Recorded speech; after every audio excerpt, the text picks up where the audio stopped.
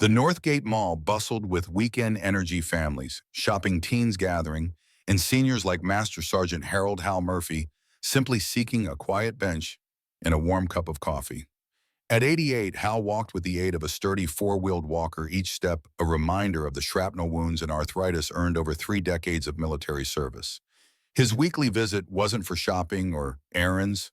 It was for the normalcy, the atmosphere, a brief connection to a world that seemed to move faster with each year. That morning, Hal had positioned himself carefully near a quiet alcove by the food court, out of the main pedestrian flow. Sipping his coffee, he took in the chatter and movement around him until the sharp voice of a young mall security guard broke through the peace. "Sir, you can't obstruct the main thoroughfare with that thing." Officer K. Jenkins snapped, his tone lacking the least bit of respect. He nudged Hal's walker with the toe of his boot as if it were a stray shopping cart. Hal blinked, surprised. "Just trying to rest my legs, son," he said evenly. But Cade wasn't listening. "Move it now, or I'll call in a formal removal," he barked. Before Hal could respond, Cade shoved the walker. The metal clattered loudly to the ground, spilling Hal's coffee and sending the veteran stumbling. Gasp echoed from nearby shoppers. Hal gripped the bench to steady himself, pain flashing through his hip. A child began to cry.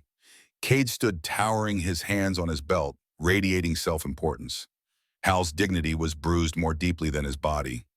Not by the fall, but by the sheer indifference. A man who had navigated battlefield chaos was now being treated like a nuisance. He said nothing. But in his chest, something stirred, not rage, not fear, but a quiet certainty someone somewhere would answer for this. And in his pocket lay a coin that would change everything.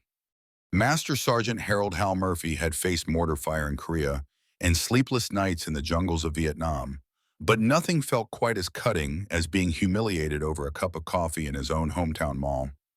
After Officer K. Jenkins knocked over his walker, Hal had managed to steady himself and moved to a quieter bench near a department store. His coffee had soaked into his pants, his hip ached from the stumble, and his dignity was in tatters. Yet like many old soldiers, Hal remained silent, not out of weakness, but out of habit. He'd learned long ago that complaining often fell on deaf ears. But not everyone had gone deaf. As Hal sat quietly nursing a bottle of water, a kind janitor had offered him a small brass coin sat in his palm, etched with the crest of the 75th Ranger Regiment and the words "Rangers lead the way." It wasn't just a keepsake. It had been presented to him by General Michael "Iron Mike" Riley, a man he once served under and saved during a brutal supply ambush overseas. It was a symbol of respect and connection. He hadn't spoken to the general in years, but there are some bonds in life that outrank time. Hal flipped open his old flip phone. It still had one number labeled IMR, urgent only. He hesitated for a moment, then pressed call. It rang once. "This is Captain Miller, aide to General Riley. How may I help you?" Hal steadied his voice. "This is Master Sergeant Hal Murphy, retired. I need to speak to General Riley. It concerns a matter of personal dignity and public insult." The line went silent for a beat, then, "One moment, Master Sergeant." 10 seconds later, a gravelly voice snapped to life.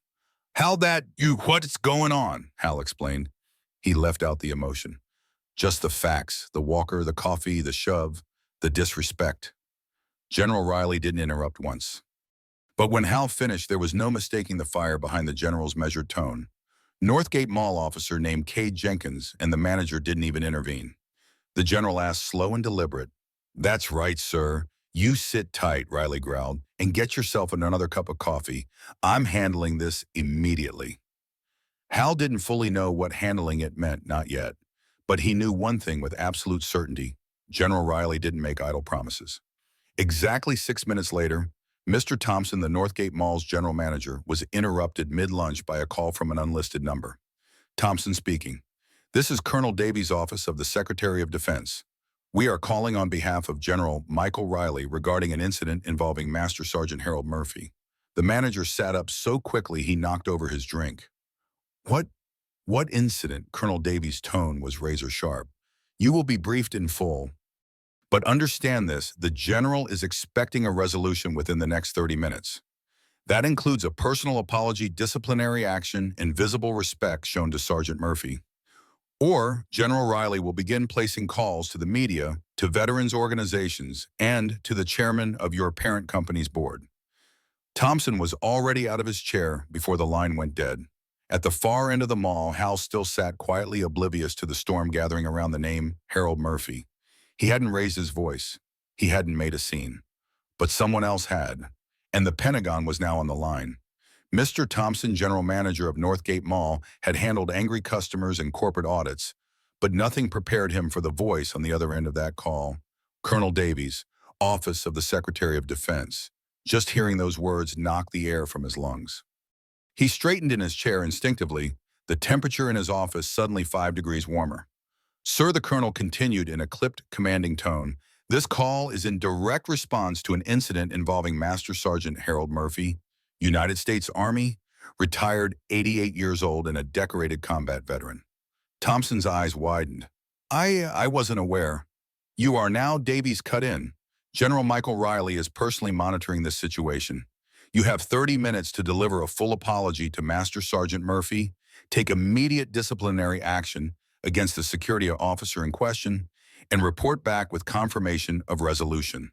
The general has also informed several national veterans organizations and media outlets that he may be issuing a public statement depending on your response. The line went dead. Thompson stood frozen, hard hammering. Within seconds, he was out the door, shouting for the head of security like a man on fire. Where's Cade? I need him now. In less than 3 minutes, Officer Cade Jenkins, still strolling through the food court with a self-important strut, was found and escorted to the manager's office. The smug look disappeared from his face the moment he saw Thompson's expression. What's going on? Sir Cade asked, confused. What's going on? Thompson snapped. Is that your arrogance just got the Pentagon on the phone. You shoved a veteran's walker, humiliated him in public, and now General Michael Riley is demanding answers. Cade's mouth opened slightly, but no sound came out. You're coming with me. Now. The two men, accompanied by the head of mall security, moved quickly through the building until they spotted Harold Murphy still seated quietly near the entrance of the department store. A young janitor stood nearby, having offered him a fresh bottle of water. Hal didn't notice the commotion right away, but he did when Thompson suddenly appeared in front of him, face flushed, hand extended, followed by Cade and 2 other officials.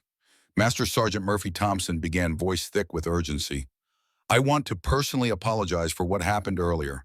What you experienced does not reflect the values of this establishment, nor how we treat our honored veterans. Cade, now visibly sweating, mumbled, I'm sorry, sir. I didn't mean, well, I shouldn't have. Hal looked up slowly, expression unreadable. He didn't nod, didn't smile, just listened. I've suspended Officer Cade effective immediately, Thompson continued. He'll be undergoing full retraining, and we're overhauling our entire approach to accessibility and respect for our elder patrons starting today. Hal exhaled quietly and gave a single nod. Good, he said simply. We'd also like to offer you a full apology luncheon and cover the cost of any damages. Please let us make this right. Hal wasn't interested in gifts. Make sure it doesn't happen to the next guy. That's all, he replied. Back in Washington, Colonel Davies updated General Riley. The manager made contact. Apologies delivered. Disciplinary action taken. Then we're done here, Riley said. For now. And just like that, what started as an act of petty disrespect had turned the entire mall's leadership structure on its head, because when the Pentagon gets involved, ignorance is no longer an excuse. The air inside Northgate Mall was no longer calm. Word of the Pentagon's call had spread like wildfire among the upper staff, and Mr. Thompson, the mall's manager, was in full-blown panic mode. His neatly combed hair now clung to his forehead with sweat, and his suit jacket lay forgotten on the back of a chair as he scrambled to clean up a mess he hadn't even seen coming. He had dealt with complaints before: lost receipts, rude clerks, power outages, but never anything that triggered a direct line to the Department of Defense, and certainly not one involving a 4-star general. The name General Michael Riley carried weight, and Thompson knew that if he didn't respond quickly and correctly, his job and reputation would be obliterated. First, he summoned Officer Cade Jenkins to his office.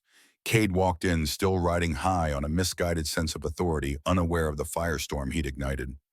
Sir, I was just doing my job. The old guy was in the way. Shut it, Thompson snapped, slamming a file folder on the desk. Do you know who you shoved today? That was Master Sergeant Hal Murphy, retired Army Ranger, 3 tours, Bronze Star. That old guy is personal friends with General Riley. Cade's face turned ghost white. I've already informed your supervisor, Thompson continued, but I'm telling you myself your conduct was disgraceful. Effective immediately, you were suspended without pay pending full review. You'll be reported to the contracting agency.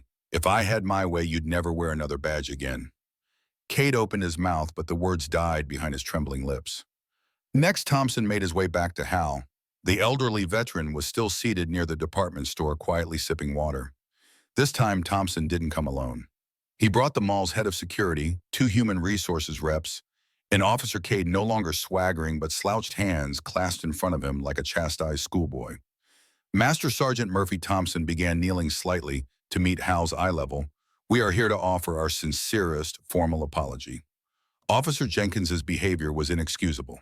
We've already taken immediate disciplinary action, and we've opened a full investigation into our staff training policies.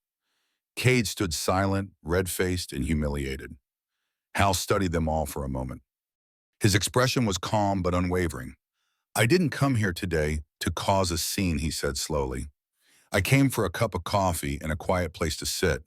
What I got instead was a reminder of how easy it is for some folks to forget what respect looks like. Yes, sir, Thompson said, swallowing hard. That's on us. We've also coordinated with the national security firm. The head of HR added, Officer Jenkins is being removed from the premises and will be placed under probation pending mandatory retraining and possible termination. Hal nodded once. I'm not looking to ruin a young man's life, but I am asking that the next veteran who walks through these doors gets treated with dignity, not suspicion. You have my word, Thompson replied. When the meeting ended, Hal stood slowly, his walker steady beneath his hands. This time, instead of being seen as a problem, he was escorted like a guest of honor, because finally people understood who he was. And more importantly, what he represented.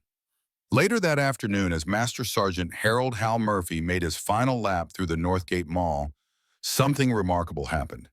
Every staff member he passed, janitors, clerks, security guards, and even the barista who made his fresh coffee, stood just a little taller. A few nodded in quiet respect. One young man from housekeeping even stepped forward and offered a firm handshake. Thank you for your service, sir, he said softly. Hal smiled, not out of pride, but out of something deeper reassurance that perhaps the lesson had landed. What happened that day wasn't just about a walker being knocked over or an apology delivered. It was a wake-up call for everyone who witnessed it, a sharp reminder that some people carry decades of sacrifice in their silence. That dignity isn't measured by age or mobility, but by resilience, by the miles walked and the burdens borne in quiet service. The Pentagon didn't intervene to prove power. It acted to restore honor, to remind a nation that how we treat our elders, especially our veterans, says more about us than any speech ever will. Never underestimate the quiet man with a walker. Behind him may stand the weight of a grateful nation and the memory of lives defended. If this story moved you, if you believe respect isn't just earned, but owed, drop a comment below and tell us about a veteran who impacted your life. And if you believe that honoring service is more than just words, subscribe to this channel for more stories that defend dignity and celebrate the heroes walking among us every day. Because sometimes the quietest footsteps leave the deepest marks.